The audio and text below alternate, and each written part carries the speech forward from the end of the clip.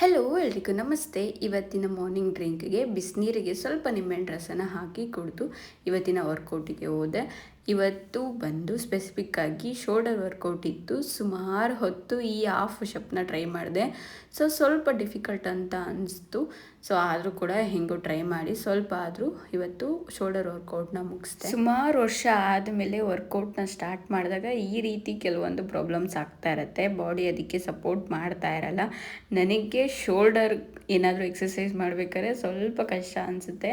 ಯಾವಾಗೇ ಮಾಡಿದ್ರೂ ಅಷ್ಟೇ ಇದೊಂದು ಪ್ರಾಬ್ಲಮ್ ಆಗುತ್ತೆ. ಬಟ್ ಇದನ್ನು ಇಂಪ್ರೂವ್ಮೆಂಟ್ ಮಾಡಿಕೊಂಡು ಇನ್ನೂ ಚೆನ್ನಾಗಿ ಬೆಟರಾಗಿ ವರ್ಕೌಟ್ನ ಮಾಡಬೇಕಂತ ಹೇಳಿ ಸ್ವಲ್ಪ ಹೊತ್ತು ಮಾಡಿದಾದ ನಂತರ ಕೆಲವೊಂದು ನಾರ್ಮಲ್ ಎಕ್ಸಸೈಸ್ನ ಮಾಡಿ ಮುಗಿಸಿ ನಂತರ ಮನೆಗೆ ಬಂದು ಇವತ್ತಿನ ತಿಂಡಿಗೆ ಓಟ್ಸ್ನ ಮಾಡಿದೆ. ಅದಾದ ನಂತರ ಬರಬೇಕಾದ್ರೆ ತರಕಾರಿ ತಂದಿದೆ.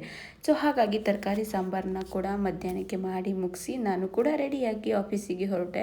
ಬೆಳಿಗ್ಗೆ ತಿಂಡಿ ಮಾಡೋ ಅವಶ್ಯಕತೆ ಇಲ್ಲದೆ ಇರೋದ್ರಿಂದ ಮಧ್ಯಾಹ್ನ ಅಡುಗೆ ಕೂಡ ಮಾಡಿ ಹೋಗಿರ್ತೀನಿ. ಬಿಕಾಸ್ ನನಗೆ ಈಸಿ ಆಗುತ್ತೆ ಅಂತ.